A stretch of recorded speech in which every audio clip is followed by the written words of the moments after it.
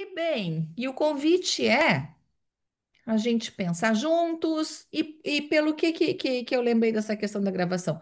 Dúvidas, perguntas, vocês vão colocando ali no chat. Como tem muitas pessoas inscritas, então pelo chat a gente vai cuidando e vai conversando juntos, tá bem? Ahn, a tradição do CEF, FACEF, com as terapias comportamentais contextuais, começou em 2013, quando a gente conheceu e como costuma acontecer, não sei da trajetória de vocês, se já conhecem, né, um pouquinho das contextuais, que é pela terapia de aceitação e compromisso. Então a gente começou pela terapia de aceitação e compromisso também, e a partir daí fomos pioneiros nos cursos de especialização nessa abordagem.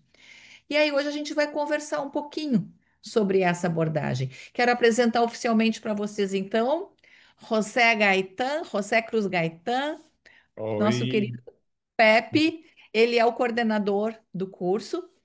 Então a gente vai conversar sobre a abordagem e o Pepe vai então poder ajudar e responder as perguntas. Hum, as terapias comportamentais contextuais, não sei para ti, Pepe, mas para mim foi como um caminho sem volta, assim. Conhecendo essa abordagem fez tanto sentido, não só como na prática de um terapeuta, mas na nossa vivência, que as contextuais preconizam isso, que eles chamam a questão sim, da coerência, eu trabalhar com aquilo que faz sentido para minha vida também como pessoa.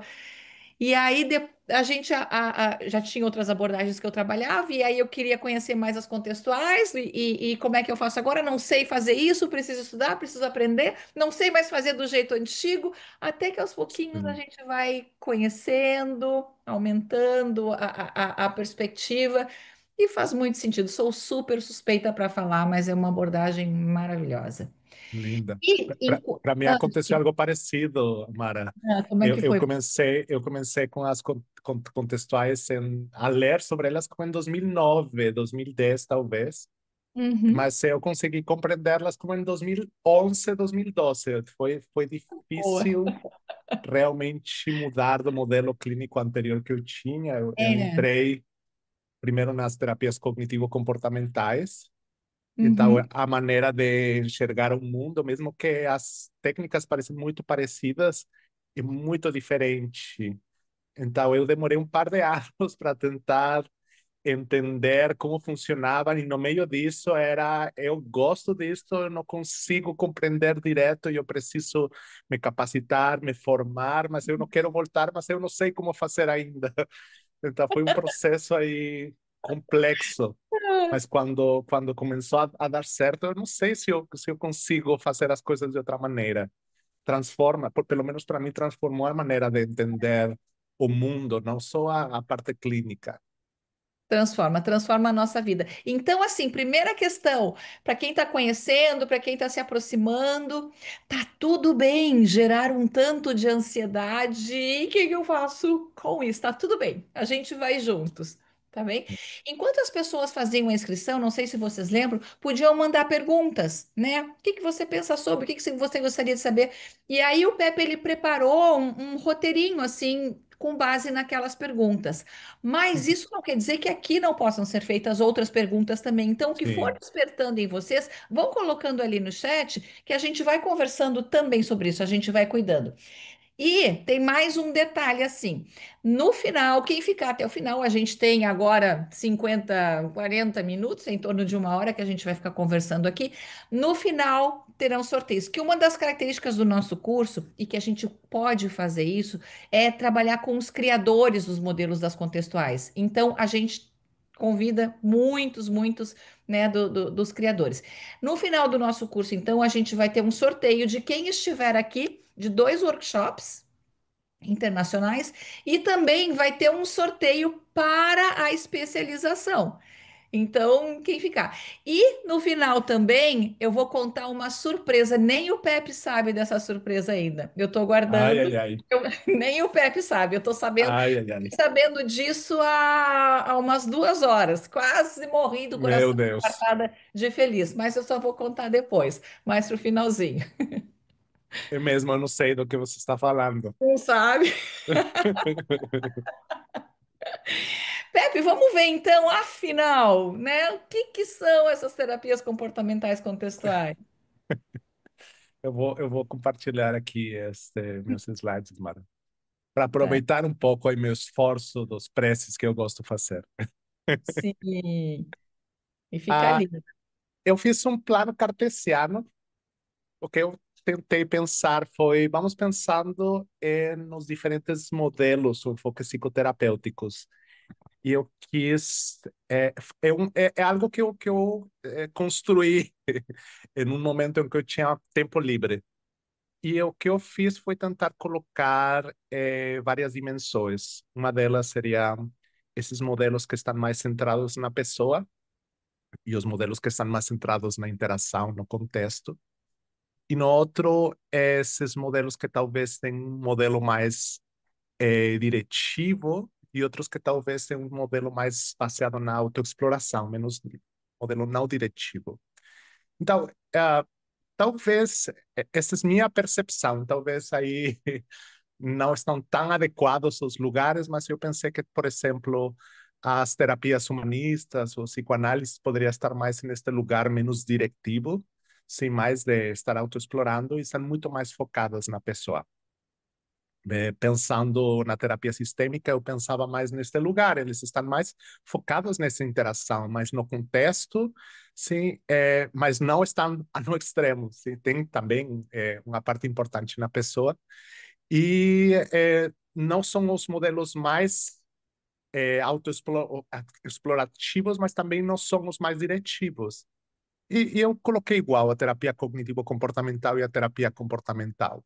Então, uma das perguntas que eu veia quando vocês enviaram as perguntas era onde entra as terapias contextuais, se parecem com outras, e o que eu fiz foi pensar onde entrariam os modelos clínicos das terapias comportamentais contextuais. Pepe, só um Sim, segundinho aqui, que a Daniele disse que não está conseguindo ver a apresentação. E aí, bom, o Lucival já ajudou, pediu para ela arrastar um pouquinho para a esquerda se ela tiver no celular. Queria saber se mais alguém está com dificuldade de ver a apresentação ou não. Algo que se está estiver acontecendo no ali no telefone, equipamento, talvez tem que mudar aí, tem que a configuração dele. Ah, no telefone aí é só passar para o lado. vou fazer assim. Se for no Uhum. computador, bem em cima tem tela de José Cruz Gaetan, que às vezes a gente fica na tela da reunião. Sim, E aí, no sim. Note, bem em cima do Zoom, procura Uhum. ali tela de José Cruz Gaetan. Tá, Uhum. a Ana disse que tá ok pelo notebook. Obrigada, Ana. Tá bom, querido. Só para a Sim. gente falar aqui. Sim, então eu coloquei aqui essas terapias, as que estão em verde seriam as terapias comportamentais contextuais. Uhum. E eu quis trazer isso para mostrar que, mesmo que estemos falando sobre terapias comportamentais contextuais, elas estão em lugares diferentes. Ou seja, nós podemos ser terapeutas mais diretivos, mas também mais ajudar o paciente a que possa explorar sua própria experiência e que possamos ter outro tipo de maneira de interagir. O que, desde meu ponto de vista, dá maior flexibilidade para que o terapeuta possa transitar em diferentes maneiras. Sim, então eu coloquei aí como esse lugar onde estaria nas terapias comportamentais contextuais. E algo que tem que ficar claro é que estas terapias estão mais centradas na interação, no contexto. Sim, Uhum. quando Aqui fala. aproveitando, que era uma das perguntas que tinham, né? Que era uma terapeuta sistêmica dizendo qual a diferença, né? Ou quais semelhanças que tem com as contextuais. A questão de visão de mundo é muito parecida da sistêmica com as contextuais, naquela ideia Sim, de que uma pessoa precisa ser vista no seu contexto ou precisa ser vista no seu sistema. Ninguém adoece ou tem uma questão somente por algo biológico, enfim, o que acontece que um sistema pode fomentar ou um contexto pode fomentar? Então, aqui estaria a sim. principal semelhança.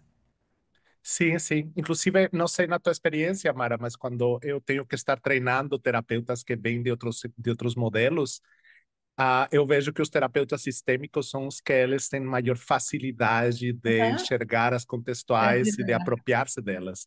É. E Uhum. é engraçado porque pareceria que a terapia cognitivo-comportamental seria uma das terapias que é muito mais parecida com as terapias contextuais, mas eu vejo que é muito mais difícil, às vezes, apropriar-se das Uhum. contextuais, não pela parte clínica ou prática, porque na parte prática podem ser muito parecidas, mas na parte filosófica tem maneiras de enxergar o mundo de uma maneira completamente diferente.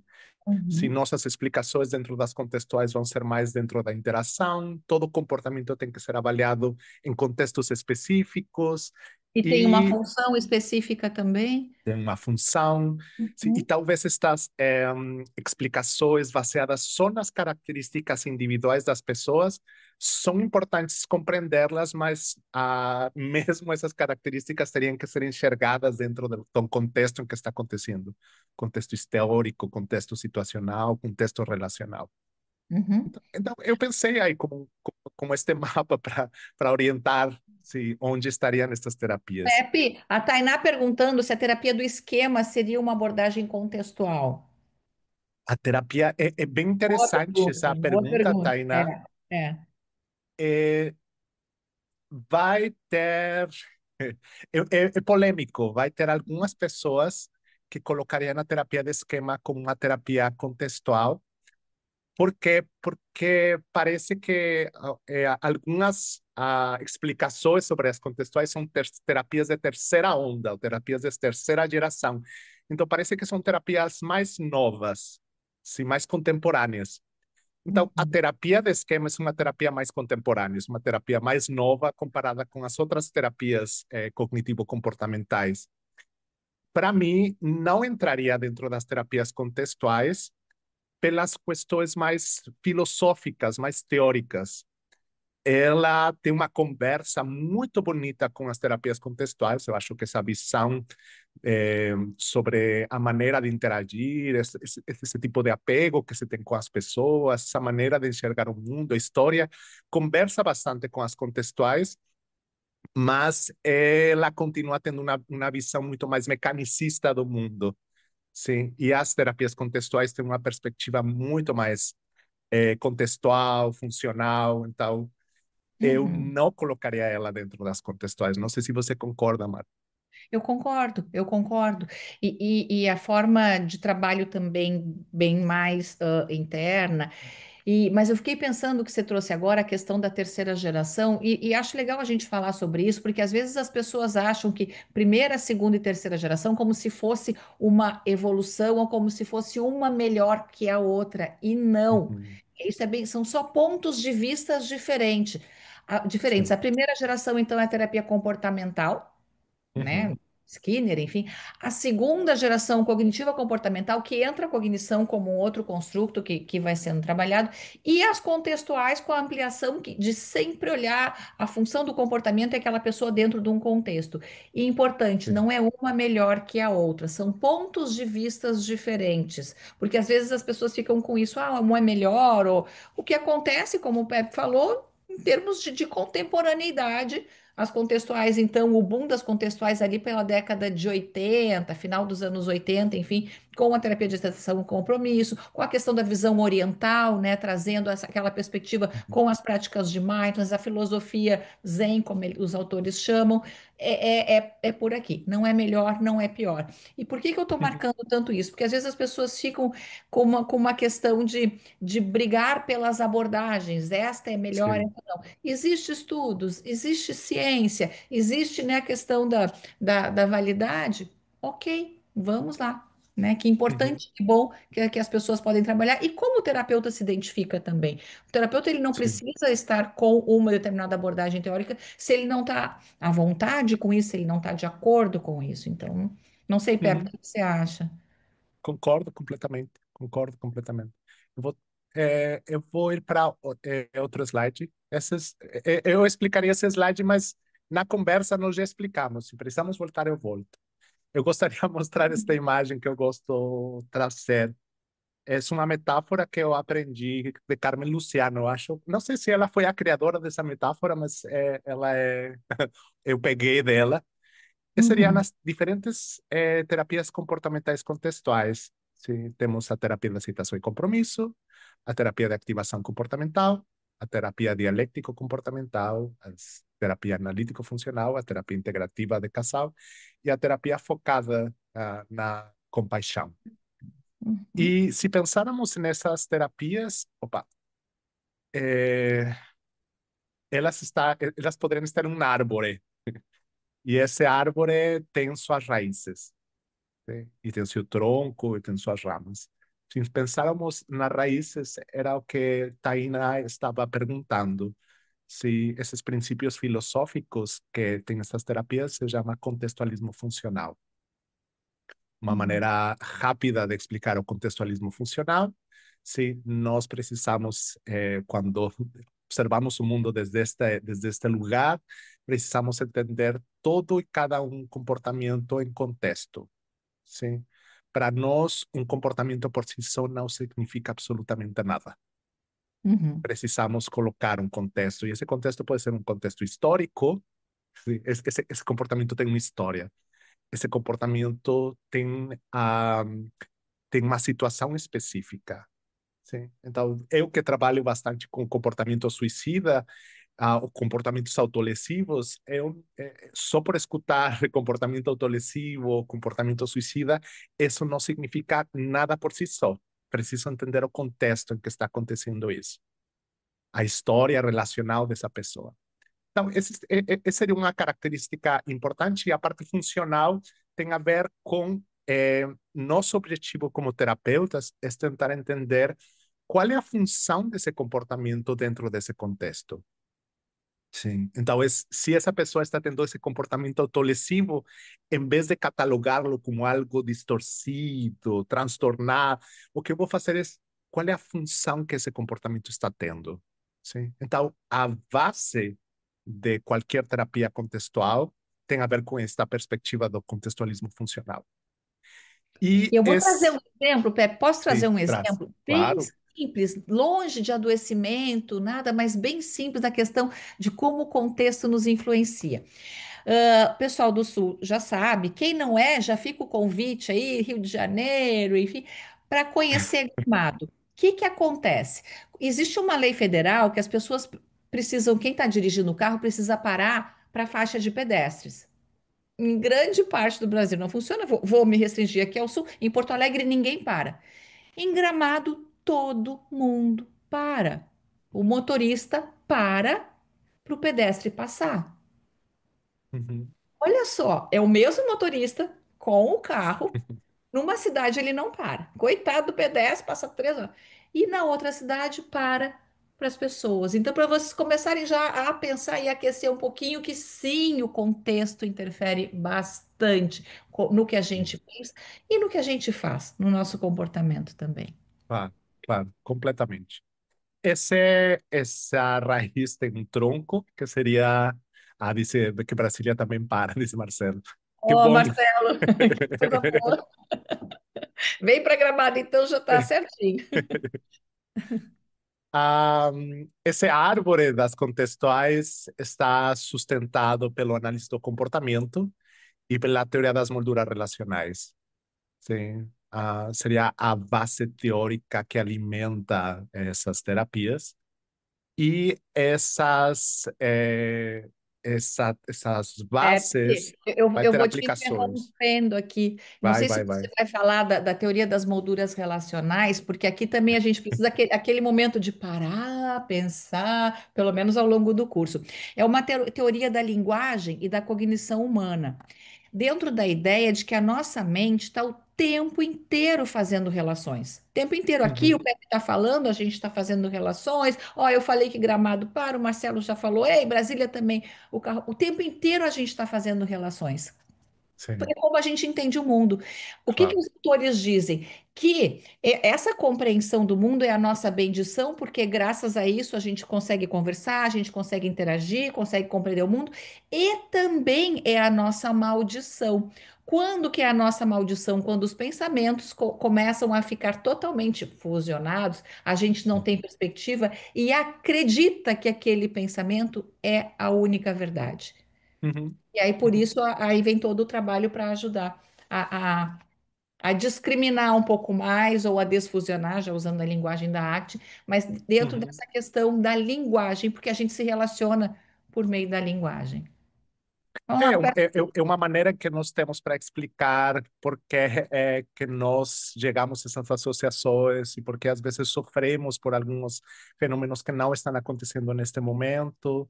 Sim, então explica bastante coisa. Então esse seria como nosso escopo, nossa teoria que nos ajuda a entender as outras coisas. E isso vai ter também uma aplicação, ou seja, todo este conhecimento não aplica só para a parte clínica. Isto pode aplicar também para questões de educação, de organizações, para questões mais de saúde pública, para questões inclusive tem vários estudos sobre evolução, etc., relacionado com esta disciplina. E então aí temos nosso árvore. As folhas seriam esses modelos clínicos. E esses modelos clínicos vão ter processos. Eu não vou explicar os processos, esses estão no curso, se vocês. Depois Mara vai falar um pouco sobre o curso, mas seriam. Todos estes processos nos ajudam a criar certas mudanças em nossos pacientes. Então, alguns desses processos vão estar interagindo com os outros modelos. Sim. O interessante desta terapia é que as pesquisas que atualmente estão acontecendo em relação às contextuais já não é se esses modelos funcionam ou não funcionam. Temos suficiente evidência para saber que funciona o que estamos fazendo. Eu acho que a maioria das terapias tem suficiente evidência que funciona o que eles fazem também, incluídas contextuais. Agora quais são os processos dentro da terapia que estão criando essas mudanças em nossos pacientes.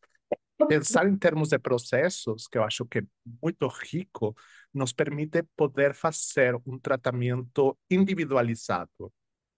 Es Uhum. ir a um lugar que não tem a ver com transtornos psicológicos, sino tem a ver com pessoas que têm características diferentes, que têm uma história diferente, que eu preciso me adaptar às necessidades do paciente. O paciente não tem que se adaptar ao modelo clínico que eu tenho, senão nós temos que ter essa capacidade de enxergar o mundo desde uma perspectiva transdiagnóstica. E para poder ter essa perspectiva transdiagnóstica, precisamos entender quais são esses processos. Sim, É aqui que está um ponto importante do porquê que a gente utiliza todas as abordagens das terapias comportamentais perfeito. contextuais no curso. Porque existe curso só de arte, por exemplo, só de foco, que são maravilhosos, ok. Mas é aquilo, o que que o cliente precisa? Será que ele precisa de umas estratégias ou processos de arte? Ou essa pessoa está com uma desregulação emocional intensa e ela iria se beneficiar muito mais de uma DBT, por exemplo?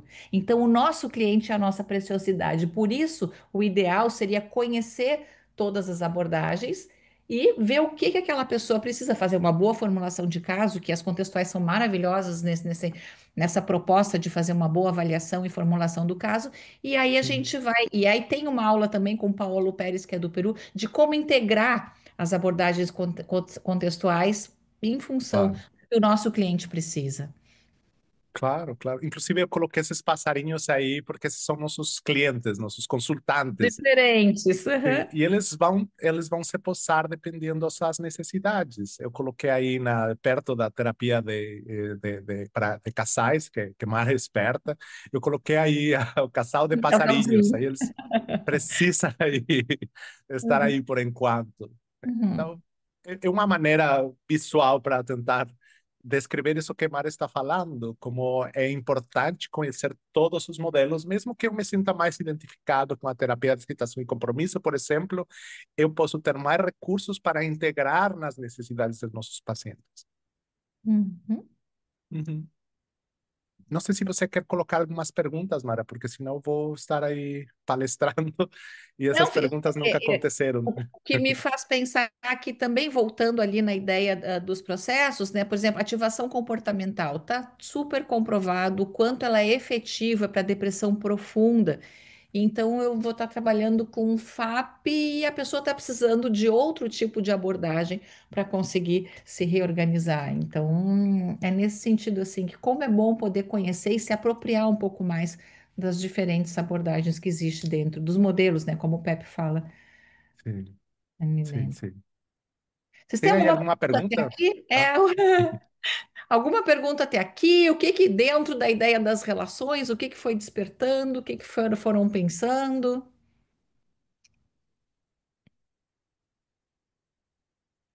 Ou nada? você tinha algumas perguntas, não, Mara? Algumas aí estavam. Não sei se tem alguma que. Que foi do material que você preparou, né? Uhum. A Ah, aqui Aline tem uma. perguntou se a pós é só para psis. Sim, assim, ó, a pós ela é dividida em dois modelos. Um que a gente chama de aperfeiçoamento e o outro que é a especialização.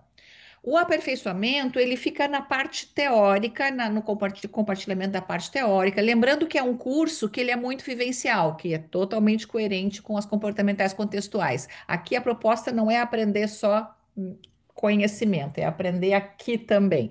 E o curso Uhum. todo vai assim, mas tem uma parte que é de prática para o terapeuta, que primeiro é a integração no primeiro semestre a parte prática é a integração entre uma aula e outra. O segundo Sim, semestre é ajudar a treinar habilidades do terapeuta. E o terceiro e quarto semestre, supervisão de caso mesmo. E aí a gente também tem a sala de espelhos, isso é para especialização. Mas por que que eu dei essa volta? Porque quem não é psi pode fazer o aperfeiçoamento. E, aliás, é uma das ideias do Steve Reis com relação à arte. Que por ele a arte é para o mundo, porque se demonstra tão efetiva e pode ajudar as pessoas não sendo psicoterapia, não trabalhando como psicoterapia, mas tem tantas habilidades, tantas formas de trabalhar com a arte, que vale para muitas e muitas profissões da área da saúde. Então, o aperfeiçoamento, sim, pode ser para outras áreas que não. que não seja É. necessariamente psicologia. Vamos ver a pergunta. Lucival, sim, é uma vez por mês presencial. Pelo quê, Lucival? É algo que nos toca bastante também, a gente pensa como organizar. Aí é uma questão aqui da instituição, né? Bem-vindo ao CEF. A gente não gosta de cursos gravados. Gravar é informação, e hoje em dia, com a tecnologia, vai lá no YouTube, tem diversos, né, vídeos de vários autores muito legais para a gente assistir, tá? É informação. Agora, conhecimento demanda troca, conhecimento demanda proximidade. Então, e por isso que então, a especialização é presencial. Mas é uma vez por mês, de repente consegue. A gente já teve, nossa, muitos alunos, a Carol, né? Não sei se a Carol tá aqui, vinha do Recife, enfim, uma vez por mês conseguia dar uma fugidinha. Ia no fim de semana, uma vez por mês. Mas vamos lá. Daniel pergunta a relação entre contextualismo funcional, que se chama pós-estruturalismo. Pepe, o que que você acha? Olha, eu acho que eu preciso estudar um pouco mais sobre pós-estruturalismo, sim, Uhum. mas ah, sei lá, para mim as contextuais ou contextualismo funcional teria que ver mais com como é a maneira em que nós estamos enxergando o mundo. Se pensamos nesta perspectiva estruturalista, a maneira de enxergar o mundo é que tem uma estrutura, tem um sistema, pode ser um sistema mental, pode ser esquema, inconsciente, e a partir de aí vamos a tentar entender o funcionamento dessa estrutura e criar uma intervenção. Dentro desta perspectiva mais do contextualismo funcional, o que nós vamos a tentar fazer é, provavelmente tem esses pensamentos, tem essas estruturas, mas nós vamos a prestar muito mais atenção à interação.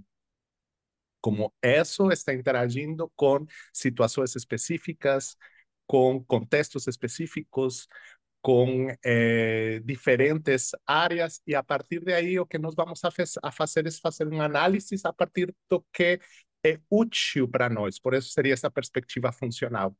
Então, talvez eu vou fazer um corte, um recorte. Se eu quero, por exemplo, entender o que está acontecendo com esse paciente, que ele não consegue sair dessa depressão, eu vou tentar pegar as variáveis que me permitam compreender esse fenômeno. E não necessariamente a explicação disso vai ser a partir dessa estrutura. Sim, então, eu gostaria de responder um pouco mais sobre a parte do pós-estruturalismo, mas eu realmente conheço pouco sobre ele, então, desculpa aí um pouco essa resposta. Mas eu expliquei um pouco sobre o contextualismo, Mara. Se você tem a Sim. resposta, eu acompanho. Aham. Não, o Daniel, até se ele quiser, pode falar um pouquinho sobre a sua visão do pós-estruturalismo. A gente adora trocar e ir pensando juntos e derivando outras coisas. Ô, Pepe, essa pergunta que acho que é bem para ti. O diferencial de um profissional que já é especialista em TCC para se aperfeiçoar em contextuais. Por que que eu digo, pessoal? Porque o CEF era especialista em TCC e caminhou para contextual. Qual é o diferencial necessário? Eu acho que, às vezes, como terapeuta cognitivo-comportamental, vai ter alguns casos onde talvez as contextuais podem ajudar a chegar ao mesmo resultado de uma maneira, às vezes, mais rápida, ou talvez vai haver vezes onde tem alguns casos que têm maior complexidade, que talvez os modelos não vão dar uma explicação tão profunda sobre o que está acontecendo. Eu fico pensando, por exemplo, em pacientes onde os problemas estão mais baseados em situações relacionadas com trauma, por exemplo, sim, com violência, onde talvez uma explicação sobre a maneira de enxergar o mundo não seja suficiente para enxergar ou compreender o caso. Então, talvez estou pensando na terapia dialético-comportamental, na terapia de aceitação e compromisso, seja uma alternativa, sim, porque implica uma maneira diferente de interagir com os pensamentos, uma maneira diferente de interagir com esse trauma. Então, um convite para vincular-se de maneira diferente. Por exemplo, eu fico pensando em um paciente com transtorno obsessivo compulsivo. Se talvez esse paciente já tentou rotular esses pensamentos como pensamentos que não estão ajudando-lo a alcançar suas metas, e ele está pensando de uma maneira diferente de ver o mundo, mas mesmo assim o fluxo desses pensamentos está muito intenso. Então, o convite dentro das contextuais seria a não lutar com esses pensamentos, não tentar modificá-los, sino talvez entender que, mesmo que não sabemos por que estão chegando, sim, são parte da vida dessa pessoa e que ele tem a possibilidade de escolher como ele quer interagir com esses pensamentos. Sim, continuar brigando com eles ou tenta entender que são parte de seu funcionamento cognitivo e tenta investir em um lugar onde possa ter mais sentido para a sua vida. Sim, então, eu acho que são modelos que podem ajudar a ampliar tratamentos.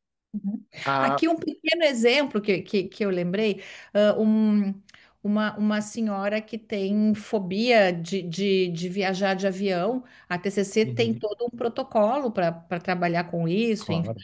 e ela teria que viajar de avião porque ia ter o casamento da filha.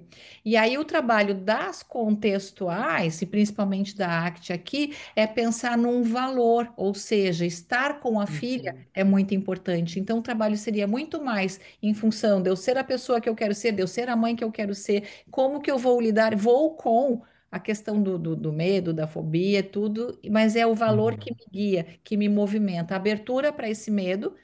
Mas sabe o que que eu pensei? Não sei se eu vou assustar todo mundo ou não aqui, que a Letícia perguntou, né? TCC para ir para as contextuais. Olha a relação que a pessoa faz. Eu pensei, ai, você vai chorar muito mais e vai achar lindo o curso. Porque é uma Sim, proposta que busca tocar no que faz sentido para a vida, sabe? É uma proposta tanto para o terapeuta e quanto para o seu cliente, assim, nessa ideia do que realmente é importante e dar abertura para o sofrimento. Se ele está ali, ele está te dizendo alguma coisa também. Vamos compreender isso, não é brigar contra, é dar sim. abertura e acolher, quem sabe. Mas não assusta, tá, Letícia? É lindo. É lindo, mas você tem que trazer lençóis. Vai ser lindo. Sim, sim. É, eu acho que várias dessas terapias contextuais vão dar mais ênfase na parte emocional. Uhum, Sim. uhum, Vamos a sair um pouco dessa parte racional, desse lugar de dar explicações, isso. inclusive as abordagens, quando os terapeutas mais contextuais começam a fazer perguntas, eles saem dessas perguntas clássicas de porquê. Sim, nós saímos bastante de tentar dar explicações ao que fazemos e vamos muito mais para o para quê. Sim, Uhum, esse lugar da função. Você está uhum, fazendo isso? Para quê? O que você está querendo conseguir quando você está fazendo isso? Em vez de dar uma explicação, se a nossa cabeça está constantemente dando explicações e queremos dar explicação para tudo. Sim, mas quando vamos, mas está funcionando para o que você quer? Então aí é muito mais simples começar a pensar uma maneira diferente de enxergar o mundo e de fazer as coisas distintas. Sim, uhum. ótimo. Não sei se você quer entrar um pouquinho em cada abordagem, Pepe. Sim, Assim, sim. aqui o Exaflex da ACT. Aham. Este seria um modelo clássico da terapia de aceitação e compromisso. Esses processos que estão, este processo, esse modelo se chama Exaflex. Esta terapia está ajudando as pessoas, ou a ideia é ajudar as pessoas a que possam ter uma vida muito mais flexível. Sim, em vez de estar pensando em modificar quem eles são ou tentar apagar esses transtornos, o que a arte ajuda é que eles possam adaptar-se e interagir com sua realidade de uma maneira que seja muito mais fluida. E para isso eles têm que estar transitando por esses processos, né? Que eles possam estar dispostos a entrar em contato com o que eles estão sentindo e com o que eles estão pensando, que seriam estes processos de aceitação e desfusão, que eles possam ter clareza sobre o que é importante para eles e que possam ser consistentes, seu comportamento possa ser consistente com isso que é importante para eles, que seria estar valores e ação comprometida, e que eles possam reconhecer o que está acontecendo momento a momento e possam reconhecer também o que eles precisam fazer, que seria esse mindfulness e eu como contexto. Sim? Então, a ideia é que elas possam ter maior clareza do que está acontecendo, maior clareza do que eles querem, e a partir daí poder fluir com o que está acontecendo na sua vida.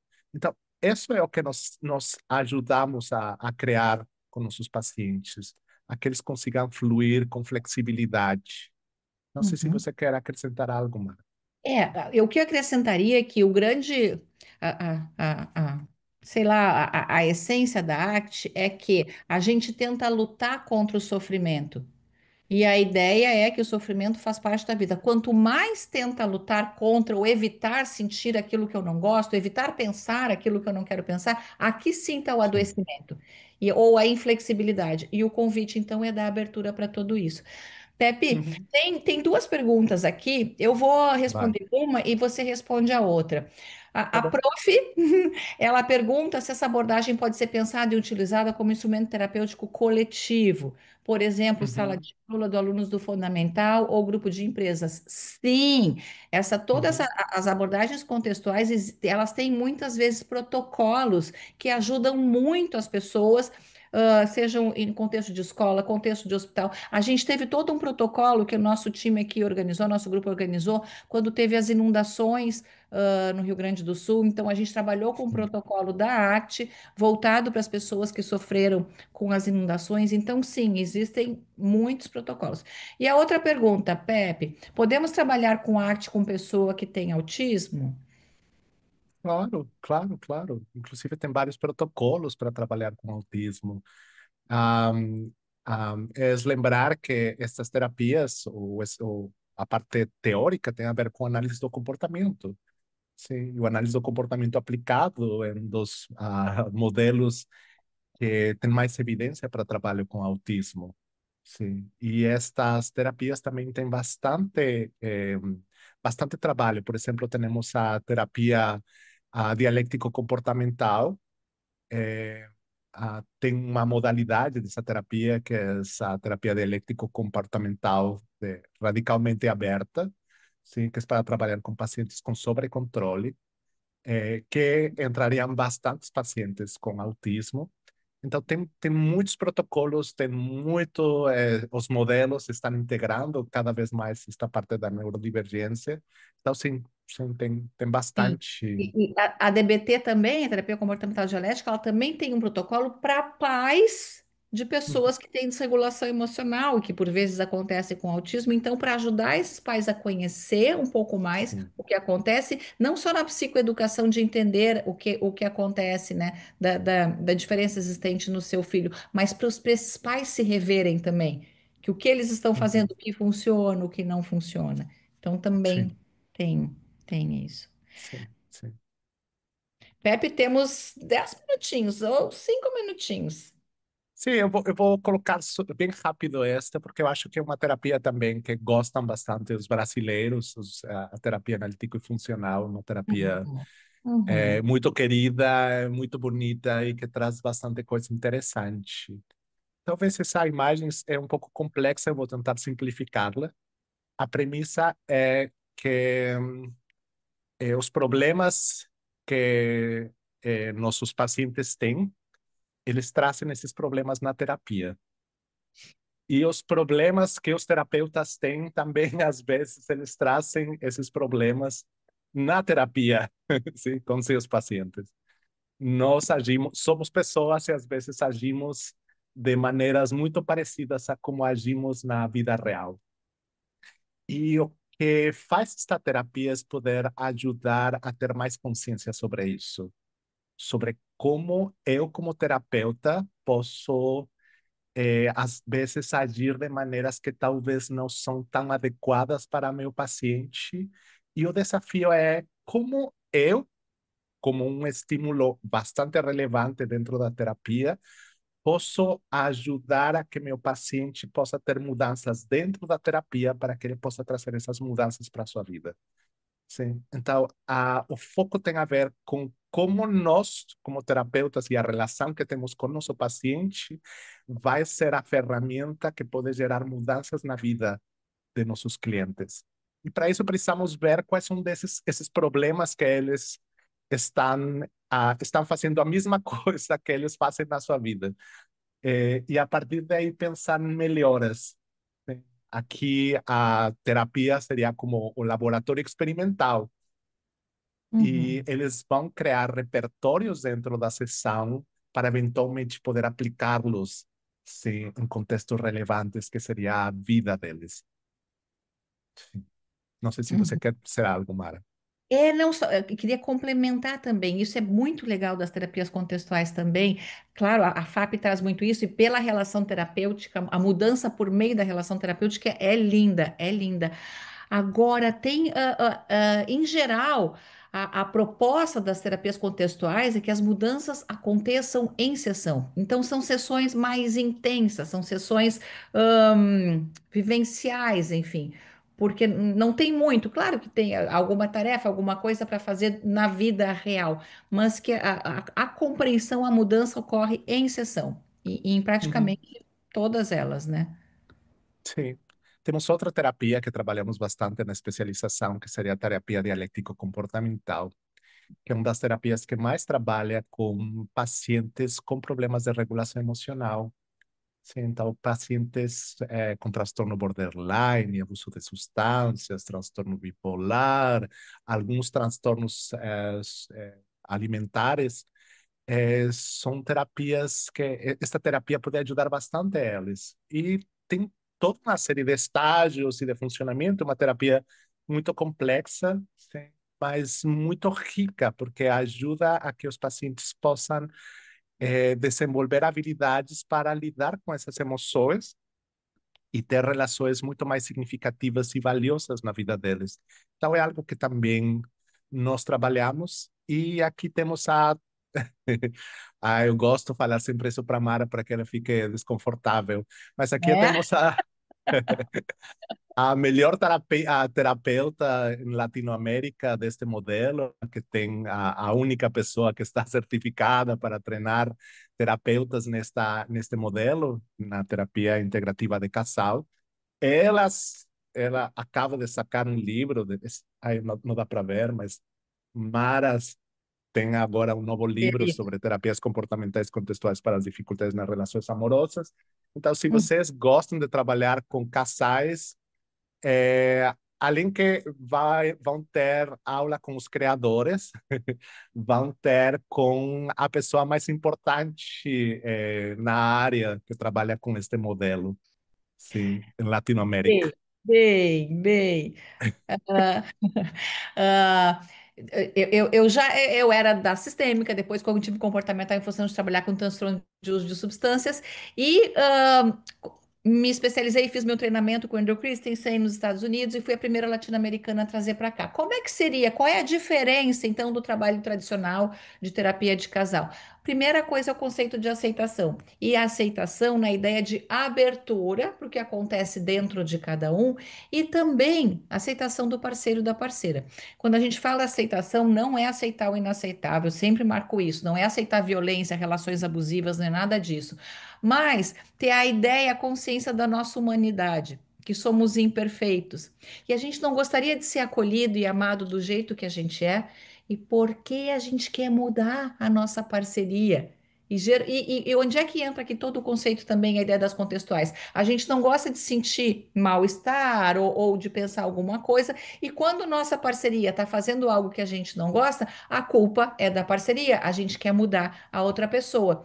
E as estratégias e técnicas muito parecidas, enfim, assim, trabalha com, por exemplo, a estratégia de aceitação, união empática, a gente vai trabalhar muito com as emoções do casal, fazer relação com a história de aprendizagem e também trabalhar a emoção superficial, que é a primeira. Não sei por que em casal a raiva é a coisa mais rapidinha que aparece, né? Mas a gente vai na emoção profunda, que seria a emoção primária, ajudar o casal a se dar conta disso. Ajudar o casal a se dar conta onde é que estão as vulnerabilidades emocionais. E é lindo quando eles começam a compreender isso também. Existe o distanciamento unificado é como se fosse desfusão, compreender um pouco o que está acontecendo e compreender o padrão, por que que o casal entra na mesma velha briga. Vocês já entraram na mesma velha briga? Se já entraram, tem algum padrão aprendido na história.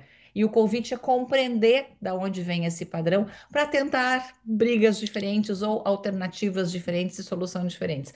E aí existe também estratégias de comunicação, de resolução de problemas com um toquezinho das contextuais. Então, sou suspeita para falar, mas é apaixonante essa forma de trabalhar Uhum. com os casais também. Ótimo, mano. Eu sei que temos 10 minutos já para o sorteio, algo assim. Ai, ai. Então, que legal. Dizendo que recebeu o livro ali e trabalhar com casal, que legal, que legal. Bom, o que que a gente vai fazer? A gente tem um sorteio de dois workshops internacionais e a gente tem o sorteio também de uma bolsa para especialização. Grace, não vê algo de IBCT na especialização, vai ter o workshop dos criadores do modelo, com o Andrew Christensen, com o Brian Doss e com a Beth Chadis, que trabalha com casais com alto conflito. Não é algo, é o nível um de treinamento em IBCT, está dentro da especialização também. Aquilo que a gente estava comentando, a gente convida, por exemplo, agora vai ter a primeira aula com um professor maravilhoso, José Gaetan.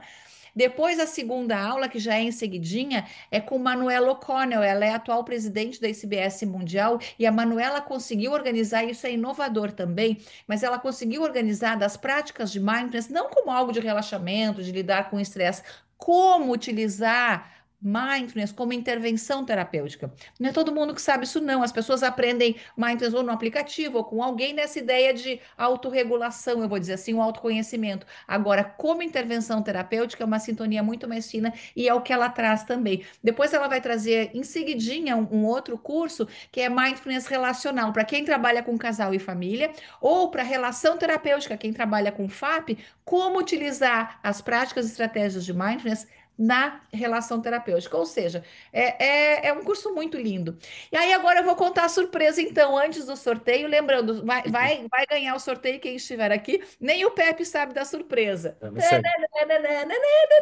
Fiquei sabendo há pouco tempo que um dos professores deste curso será nada mais, nada menos do que Jason Luoma, que é um dos Uau! criadores da terapia de aceitação e compromisso. Nossa, Ele vai falar sobre como trabalhar com valores na terapia da ACT e também ele vai nos treinar no modelo Portland, que é um modelo que maravilhoso de legal. treinamento, de intervisão entre os terapeutas e colegas. Então, fiquei sabendo Nossa. agora há pouquinho, por isso, estou bem feliz. Ai, Mara, Entre outros professores maravilhosos que o curso tem. Uma edição, uma coisa legal também, uma edição não é igual a outra em que função dos legal. professores que a gente vai convidando. E aí, sempre que, da minha turma não teve esse professor, super convidado para a turma atual que vai ter também. Porque como família CF é meio mafioso, assim, a gente gosta de todo mundo juntinho, todo mundo pertinho. Mas então, o Pepe já botou ali para quem quer conhecer um pouquinho o Jason Luoma. Sim, sim, Lili, as aulas vão ser as mesmas. A especialização aí vai ter uma parte mais prática de treinamento mesmo e supervisão, tanto do terapeuta quanto dos casos, mas as aulas são as Uhum. mesmas, com os exercícios todos, com os professores maravilhosos, todinhos também, ok?